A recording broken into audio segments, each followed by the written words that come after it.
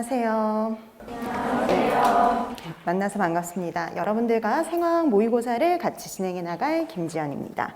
자, 우리가 이제 마지막 모의고사를 가지고 한번 정리를 하는데요.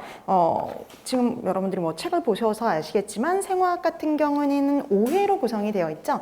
이 5회의 구성을 보면은 거의 시험 문제에 나오는 비율과 거의 비슷하게 구성이 되어 있다라고 보시면 돼요. 그래서 우리가 전체적으로 봤을 때 뭐 탄수화물 대사라든지 지질 대사, 아미노산 대사에서 가장 시험 문제가 많이 나오는데요. 그 중에서도 탄수화물 대사에서 가장 많은 물량의 문제가 출제가 되어서 그거에 맞춰서 15문제가 구성이 되어 있어요. 그래서 보통 이제 생화학 문제 같은 경우는 정확하게 말하면 13문제 정도지만 비타민과 조효소 이런 파트까지 합치면 15문제 가량이 출제가 된다라고 보시면 되겠고요. 거기 비슷하게 비율을 구성해 놨다라고 보시면 됩니다. 자, 그래서 우리가 5회가 구성이 되어 있는데요. 그 중에 이제 오늘은 1회부터 2회까지 할 겁니다. 그걸 하면서 그 내용도 한번 정리 다시 한번 해드리고요. 그 다음 비슷한 유사한 문제로 어떤 문제가 또 출제될 수 있는지 같이 또 연계해서 볼 거예요. 그래서 오늘 나눠드렸던 그 수업 자료는 반드시 수업 시간에 같이 옆에 놓고 활용을 해주시면 돼요. 자, 그 다음에 항상 또 되게 중요한 게 뭐냐면 우리가 그 전 수업에서는요, 예습을 할 필요가 없었잖아요. 근데 여러분들이 모의고사에서는 반드시 예습을 해오셔야 됩니다. 그래서 오늘 같은 경우에는 모의고사 1, 2회 그 정도 풀어두시고 다음 3, 4, 5회는 다음 시간에 오시기 전까지 다 풀어가지고 오시면 좋을 것 같아요. 그래서 항상 수업 전에 먼저 다 문제 한번 풀어두시고 그다음에 내가 어느 정도를 알고 있는지 혹시 모르고 지나간 건 없는지 잘못 알고 있었던 건 없는지를 꼭 다시 한번 확인하실 필요가 있으니까요. 꼭 예습은 필요하다라고 보시면 돼요. 그래서 이 모의고사반은 복습만큼 예습도 상당히 중요하다라고 생각해 주시면 되겠습니다. 자, 그럼 이제 첫 시간이니까요. 모의고사 1회부터 들어가도록 할게요. 자, 모의고사 1회 41페이지죠. 생화학 모의고사 1회 41페이지 1번부터 보도록 합니다. 자, 1번 보면은요. 제일 먼저 이제 우리가 탄수화물 대사 전에 한 가지가 더 있어요. 세포요. 세포라든지 그 다음에 물질 이동과 관련된 문제가 한 문제가량 보통 출제가 됩니다. 그래서 세포 내 소기관에 관련된 문제일 수도 있고 또 하나는 물질 이동과 관련된 문제일 수도 있어요. 그래서 우리 보면은 재작년에는 세포 내 소기관에 관련된 문제가 시험 문제가 출제가 됐고요. 그다음에 작년 같은 경우에는 물질 이동과 관련된 문제가 나왔어요. 자, 그래서 여기에는 세포 소기관과 관련된 문제를 1번에 놨는데요. 여러분, 이 세포 내 소기관과 관련해서 제일 중요한 건 이거였다 그랬죠. 명칭과 기능을 연결해 두는 거. 그래서 세포 내 소기관과 관련해서는요. 세포 내 소기관의 명칭과 여러분들이 기능, 역할을 알면은 웬만한 문제는 다 푸실 수가 있어요. 그래서 간단하게 여러분들이 기능을 파악해 두시면 되겠습니다. 자, 그럼 1번을 보시면 생체 내 생성된 과산화물의 분해 요소를 함유한 세포 내 소기관 그랬습니다. 과산화물을 분해하는 요소를 갖고 있다라고 했죠. 그래서 과산화물을 분해하는 요소, 그게 바로 뭐냐면 카탈라제인데요. 카탈라제를 함유하고 있어가지고 과산화물을 분해할 수 있어요. 과산화물을 분해하기 때문에 얘를 가지고 우리가 뭐라 불렀어요? 과산화물을 분해할 수 있다. 그래서 과산화소체 이렇게 부른다 그랬죠. 이거 기억나시나요? 그래서 과산화소체 이렇게 얘기를 해요. 근데 여러분 과산화소체 보기 중에 없어요. 그렇죠? 근데 과산화소체는 다른 말로 뭐라고도 하냐면 포옥시종 이렇게 말하기도 하죠. 그래서 포옥시종, 과산화소체 같은 말입니다. 자, 그래서 답은 몇 번이 되냐면 1번이 되죠. 그래서 1번의 답 1번이 돼요. 그럼 여러분 이게 이 문제만 나오는 게 아니죠. 그러니까 모든 애들의 간단한 뭐예요? 기능을 파악해 두셔야 돼요. 그래서 오늘 수업자료 1페이지 1번을 보면은 기능 정리해 놓은 게 있어요. 그거 빨리 한번 보도록 할까요? 자, 그러면 우리 세포 내 소기관의 기능 쫙 나와 있죠. 그럼 이제 여러분들이 거기에다가 세포 내 소기관이 어떤 애들의 기능인지를 연결하실 수 있으면 되는데, 자, 리보솜이 있대요. 리보솜이 부착되어 있어요. 리보솜이 부착되어서 단백질 합성의 장소가 되는 곳. 리보솜이 부착되어 있는 거 조면소포체죠. 거칠거칠. 리보솜이 다닥다닥 붙어 있어요. 그래서 조면소포체라고 얘기를 했었죠. 자, 그래서 얘는 리보솜이 붙어 있어서 단백질 합성을 하는 거 교면소포체. 반대로 리보솜이 안 붙어 있어요. 그래서 매끄럽죠. 그래서 우리가 일면 뭐라고 얘기하냐면 활면 소포체 이렇게 얘기하죠. 활면 소포체는 리보솜이 붙어 있지 않으니까요. 다른 걸 합성해요. 그래서 지질을 합성을 했었죠. 자, 그래서 지질 합성에 관여했고요. 칼슘 이온을 저장했었어요. 그래서 근육에 있는 활면 소포체에는요, 칼슘 이온 같은 것들이 저장되어 있죠. 자, 그 다음에 세포에 합성된 물질을 가공, 포장해서 다른 세포 소기관으로 분비한다든지 세포 외로 분비하는 곳. 이거 뭐였을까요? 골지체예요. 그래서 세포 내에서 만들어진 물질을 보관하잖아요. 보관했다가 필요할 때 내보낸다 그래서 세포 내 저장고라든지 또 내지는 분비기관이라고 얘기한다 그랬죠. 여기를 통해서 밖으로 내보내잖아요. 그래서 우리가 분비기관 이렇게 말하기도 한다 그랬어요. 자, 그 다음에 네 번째 보세요. 가수분해 효소를 함유하고 있어서요. 필요 없는 애들을 분해시켜요. 낡은 오래된 세포내 소기관들이라든지 밖에서 들어온 이물질이라든지 이런 애들을 분해하기 때문에 일명 세포내 소화기관이라는 별명이 붙어 있는 거. 그 바로 리소솜이었죠. 리소솜입니다. 자, 그다음에 유전 정보에 따라 실제 단백질을 합성하는 장소가 되는 거 리보솜. 리보솜이에요, 리보솜. 자, 그다음에 마지막 ATP 합성. 에너지를 만들어내요. 우리 TC 해외로 전자전달계 이거를 통해 가지고 열심히 ATP를 생성을 해서 일명 에너지 발전소 내지는 세포 내 호흡기관이라고 부르는 애가 있었죠. 그게 바로 미토콘드리아입니다. 그래서 여러분들이 이렇게 각각 하는 역할, 기능 요거 파악해 두는 거 기본입니다. 그래서 명칭과 기능 연결해서 정리해 두시면 되겠어요. 자, 그래서 1번의 답 1번이었고요. 그 다음에 2번 피로부산의 산화적 탈탄산 반응에 관여하는 비타민은 그랬네요.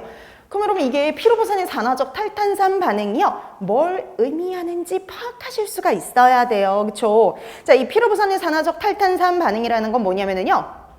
피로부산이 아세틸코에로 가는 반응이요. 그러니까 우리 이거 기억나시나요? 해당 과정에서 포도당이요. 분해되면 마지막으로 누가 되냐면 피로부산이 됐었죠. 근데 이 피로부산이 더 산화되기 위해서는 어디로 들어가야 되냐면 미토콘드리아 내로 들어간 다음에 이게 어디를 돌아야 되냐면 TCA를 돌아가지고 완전히 산화가 될 수가 있는데요. 그때 피로부산이 아세틸코에로 도입되기 위해서 누구로 전환이 돼야 되냐면요. 아세틸코에로요. 그래서 여기 불친절한 문제죠. 피로부산의 산화적 탄산 반응 하면은요. 피로부산이 뭐가 되는 반응이냐면 아세틸코A가 되는 반응이라고 보시면 돼요. 그래서 피로부산이 아세틸코A로 가는 반응에 관여하는 비타민은 이렇게 물어보는 거죠.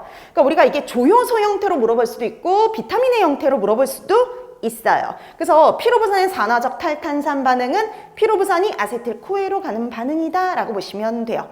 근데 이런 비슷한 반응이 한 군데서 더 일어나죠. 여러분 이거 기억나세요? 피로부산에서 아세틸코에로 가는 반응에는요. 조효소가 6가지나 관여했었어요. 그렇죠? 근데 이런 반응이 한 군데 더 있었잖아요. 여기, 이쪽에. 그래서 우리 오늘 나눠드렸던 프린트 있어요. 알파케토글루타르산이 숙신일 코A로 가는 반응. 똑같은 반응이 한 군데에서 더 일어나죠. 효소 명칭만 빼고 다 동일하다라고 했던 거 기억나시나요? 자, 그래서 오늘 나눠드렸던 프린트 1페이지 보세요. 자, 그래서 우리가 피로부산의 산화적 탈탄산 반응이라는 건요. 피로부산에서 아세틸코에로 가는 반응인데 이게 한 군데서 더 일어납니다. 알파케토글루타르산에서 숙신일 코A로 가는 반응하고 똑같아요. 그게 이래서 이 반응을 우리가 피로부산 내지는 알파케토글루타르산의 산화적 탈탄산 반응이다 이렇게 얘기를 할 수가 있는데요. 이때 이 반응은요, 둘 다 비가역적으로 일어나요. 그래서 공통점이 있었죠. 둘 다 비가역이에요. 한 방향으로밖에 진행 안 되고요. 그 다음에 산화적 탈탄산 반응이 일어나고 이때 NADH가 생성되는 반응이었어요. 자, 그러면 이때 필요한 조효소 기억하셔야 되잖아요. 총 6가지입니다. 자, 그럼 첫 번째 TPP 필요하죠. 그럼 TPP는 누구의 조효소 형태였나요? 티아민. 비타민 B1의 조효소 형태였죠. 그 다음에 FAD가 나와 있네요. 그러면 FAD는 누구의 조효소 형태냐면은 비타민 B2. 리보플라빈의 조효소 형태죠. 자, 그 다음에 NAD죠. 여러분, NAD는 니아신의 조효소 형태입니다. 그 다음에 코A, 조효소 A는요, 판토텐산의 조효소 형태죠. 자, 그 다음에요. 여기까지가 비타민이었고요. 비타민이 아닌 애들도 두 가지 더 필요했거든요. 그게 바로 뭐였냐면 리포산과 마그네슘이요. 이렇게 해서 총 6가지요. 총 6가지의 물질들이 필요했었죠. 얘네들이 바로 조효소로서 작용을 해요. 그래서 묶어서 꼭 기억해 두세요. 이거 여러 번 나왔던 시험 문제 중에 하나라고 보시면 돼요. 왜냐면 내기 되게 편하잖아요. 되게 여러 가지 물질들이 관여하다 보니까. 자, 그래서 총 6가지 조효소가 관여합니다. 그럼 이 답은 피로부산의 산화적 탈탄산 반응에 관여하는 비타민 찾아라. 그럼 요 4가지잖아요. 요 4가지. 요 4가지 중에 2가지가 제대로 연결된 걸 찾으면 되는데요. 몇 번에 있냐면 3번에 있죠. 니아신과 판토텐산. 자, 그럼 2번의 답은 3번이 됩니다. 그래서 2번의 답 3번 이렇게 표시해 두시면 되는데, 여러분 수업 자료에 돌아와 가지고 1페이지 잠깐 봐주실래요? 이거 기억나시나요? 피로부산에서 아세틸코에로 가는 반응 우리가 되게 자세히 하진 않지만 여러 단계로 이루어져 있다라고 했던 거 기억나세요? 그래서 이 반응에 관여하는 효소의 명칭이 피로부산, 탈수소 효소, 복합체라고 했던 거 기억나세요?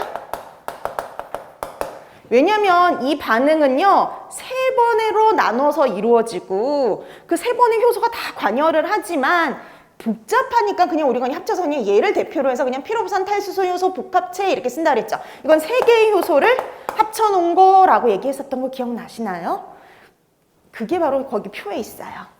자, 그래서 피로부산 탈수소 효소 복합체는 3가지 요소가 합쳐진 거예요. 피로부산 탈수소 효소, 그다음에 다이하이드로 리포일 아세틸 전이효소, 그다음에 다이하이드로 리포일 탈수소 효소를 합쳐놓은 거다라고 보시면 돼요. 그럼 조금 더 구체적으로 각각의 반응에 관여하는 조효소를 연결해 놨죠. 혹시 몰라서 좀 더 구체적으로 피로부산의 탈탄산 반응에 관여하는 요소다. 첫 번째, 피로부산 탈수소 요소가 바로 탈탄산 반응을 일으키는 거거든요. 이때 관여하는 조효소가 누구냐? TPP요. 이 반응에 관한 게 TPP예요. 자, 그다음에 두 번째 반응에 관여하는 요소가요. 다이하이드로 리포일 아세틸 전이효소죠. 얘는 말 그대로 아세틸기를 전이하는 애예요. 자, 그럼 아세틸기를 전이할 때 관여하는 조효소는 누구냐면은 조효소 A. 코A하고요. 리포산이야. 코A하고 리포산이. 그 다음에 마지막. 자, 마지막은 다이하이드로 리포일 탈수소 요소죠. 그래서 수소 전이에 관여하는 거예요. 수소를 전달하는 거. 그래서 이 반응에서 NADH가 생성이 돼요, 마지막에. 자, 그럼 이 수소를 전이하는 반응에 관여하는 게 바로 FAD, NAD 얘네들이에요. FAD, NAD. 좀 더 구체적으로 말하면 이렇게 됩니다. 그래서 실제적으로 탈탄산 반응에 관여하는 건 딱 그 한 반응에 이제 그 효소 하나에 관여하는 건 TPP였죠. 자, 이렇게 해서 이렇게 구체적으로 나올 수도 있으니까 이렇게 나눠 드린 겁니다. 자, 이렇게 됐지만 어떻게 됐든 6가지의 물질들이 조효소로서 작용한다라고 묶어서도 기억을 해두세요. 자, 그래서 2번의 답 3번이었고요. 그 다음에 3번. 근육과 혈액과 간의 젖산의 이동과 이용을 도식화한 건데요. 가나다라에 들어갈 내용을 바르게 연결한 거 그랬습니다. 자, 그러면 거기 보니까요. 이렇게 되어 있죠. 글루코즈가 뭐까지 가냐면 젖산까지 가는 반응이에요. 여러분, 글루코즈가 젖산까지 분해되었대요. 이거 무슨 반응이라고 그럴까요? 해당 과정 이렇게 얘기를 하죠. 해당. 근데 여러분 우리가 해당 과정 중에 중간에 여기는 없지만 글루코즈가 피로부산까지 가고요.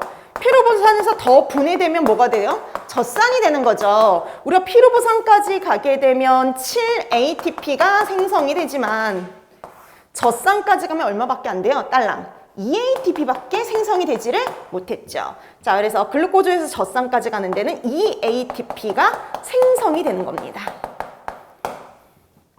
근데 여러분, 젖산이 근육에서는요, 글루코즈가 다시 될 수 없어요. 당신생을 할 수가 없었죠. 그래서 근육에서는 당신생을 할 수가 없어요. 그래서 이 젖산이 혈액을 통해서 어디로 이동을 하게 되냐면 간으로 가는 거죠. 간. 자, 간으로 간 젖산으로부터 우리가 여기 이제 좀 더 구체적으로 표시하면 한 분자의 글루코즈로부터 두 분자의 젖산이 만들어진 거죠. 그 다음에 이 두 분자의 젖산으로부터 한 분자에 다시 글루코즈를 만들 수가 있어요. 우리가 이걸 가지고 무슨 반응이라고 그러냐면 당신생 반응이라고 얘기를 하죠. 당신생입니다. 우리가 그럼 당신생인데 두 분자의 젖산으로부터 한 분자의 글루코즈를 만들 때 몇 ATP가 필요했냐면 6 ATP가 필요했죠. 소모된다라는 표현을 쓰기도 했었어요. 그래서 우리가 보통 분해될 적에는 에너지를 생성을 하고요. 반대로 뭔가를 합성할 때는 있잖아요. 에너지를 소모한다라고 보시면 돼요. 그 다음에 이제 이렇게 만들어진 글루코즈가 다시 근육에 공급이 되는 거죠. 자, 그럼 이제 거기 들어갈 거 EATP 해당, 그다음에 당신생 6ATP 이렇게 들어가면 되겠죠. 그 제대로 연결된 거 2번이 됩니다. 2번. 그럼 여러분 이거 기억나세요? 그럼 이거 자체는 뭐라고 그럴까요? 근육에서 만들어진 젖산이 간으로 이동을 해서 당신생을 통해 만들어진 포도당을 다시 근육한테 보내주는 요 회로를 가지고 뭐라 그럴까요?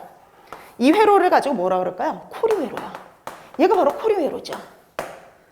근육에서 생성된 젖산을 간으로 이동시켜서요, 당신생에 이용하는 거, 이게 바로 코리회로예요. 그래서 코리회로를 통해서 운반되는 대표적인 물질이 바로 젖산이었습니다. 그러니까 이 모식도를 가지고 여러 가지를 파악하는 게 가능해요. 자, 3번의 답 2번이었고요. 그 다음에 4번. 해당 과정에서 포스포프록토키나아제의 활성을 촉진하는 물질은? 여러분, 포스포프록토키나아제 기억이 나시나요? 이 포스포프록토키나아제가 바로 뭐였냐면요, 해당 과정의 조절 요소였어요. 그래서 여러분 해당 과정은 조절 요소가 딱 3개예요. 조절점 딱 3군데. 조절 요소 딱 3개예요. 그래서 그 3가지 조절 요소의 명칭과 조절 인자들을 기억을 해 두셔야 되죠. 자, 그래서 이걸 먼저 정리를 합니다. 오늘 나누렸던 프린트 1페이지에 있어요. 자, 1페이지 보면 4번 그 해당 과정의 조절 요소들이 딱 정리가 되어 있죠. 자, 여러분 해당 과정의 조절 요소 기억나시나요? 비가역 반응들이 다 조절 단계예요. 그래서 첫 번째 비가역에 관여했던 효소가 뭐였냐면요, 헥소키나아제. 근데 이것도 가능하긴 해요. 글루코키나아제. 글루코키나아제. 근데 여러분 글루코키나아제는 어디에만 있다 그랬어요? 간에만 있었다라고 했던 거 기억나시죠? 자, 그 다음에 얘는 촉진 인자는 없고 억제 인자만 존재를 했어요. ATP, 그러면 기본적으로요, ATP가 많아요. 에너지가 많으면 굳이 해당 과정을 돌릴 필요가 없죠. 그래서 기본적으로 ATP는 다 억제예요. 자, 그 다음에 두 번째 비가역 반응에 관여했던 그 효소 기억나시나요? 포스포프록토키나아제죠. 그 다음에 마지막 비가역은요, 포스포 에놀 피루부산에서 피루부산으로 가는 반응이었죠. 그래서 피루부산 키나제.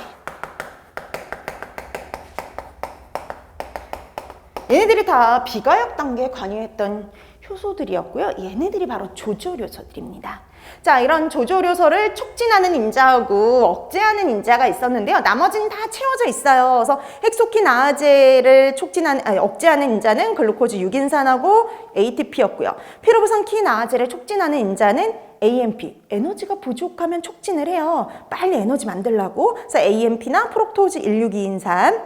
억제 인자는 에너지가 많으면 굳이 우리가 해당 과정을 돌릴 필요가 없겠죠? 그럴 때 억제가 됩니다. ATP나 아세틸코A. 그러면 거기 비어있는 포스포프록토키나아제를 촉진하는 인자, 억제하는 인자 보셔야죠. 그럼 기본적으로 촉진은 다 누가 들어가 있냐면요, 에너지가 부족할 때예요. 그럼 누가 촉진하냐? AMP요.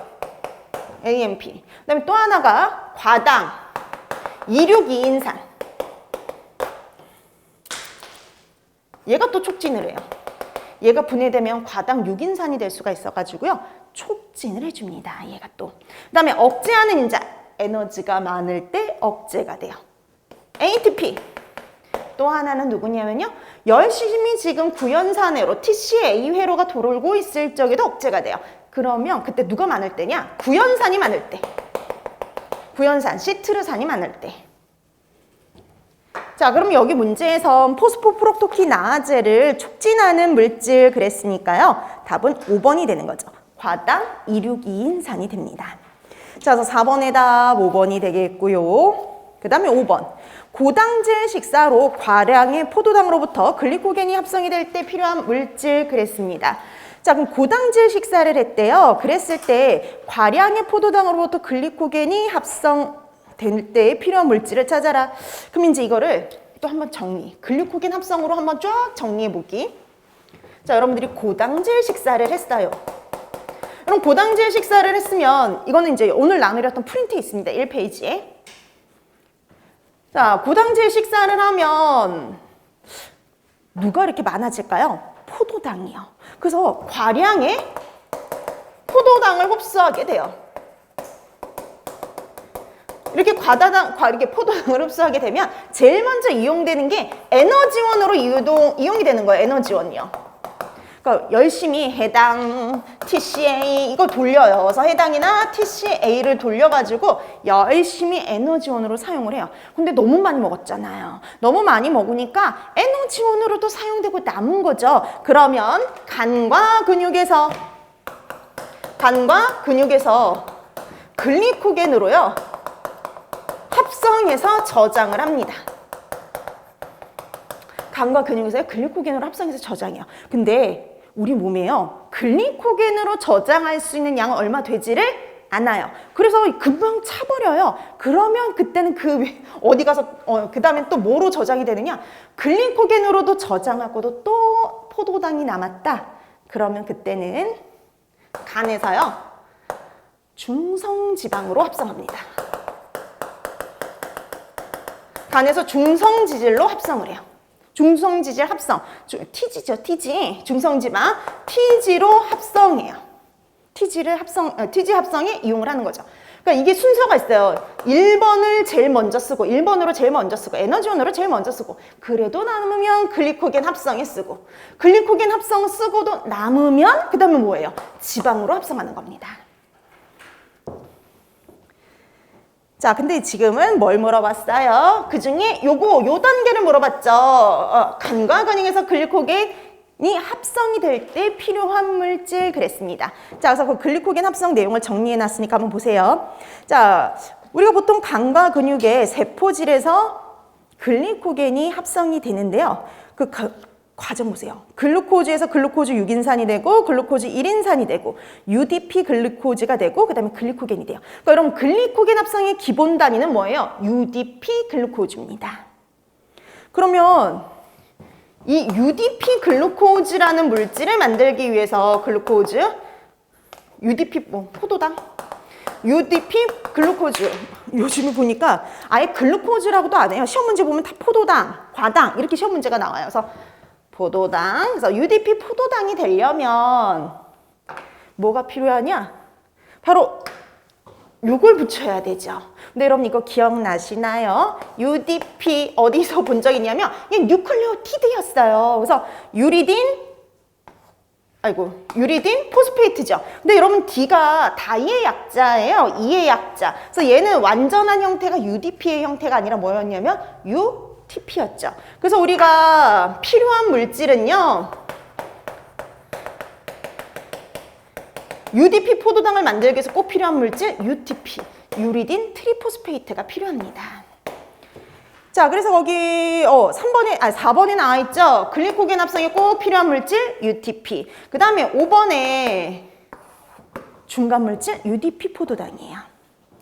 자, 그래서 합성의 중간 물질, 중간체 UDP 포도당이죠.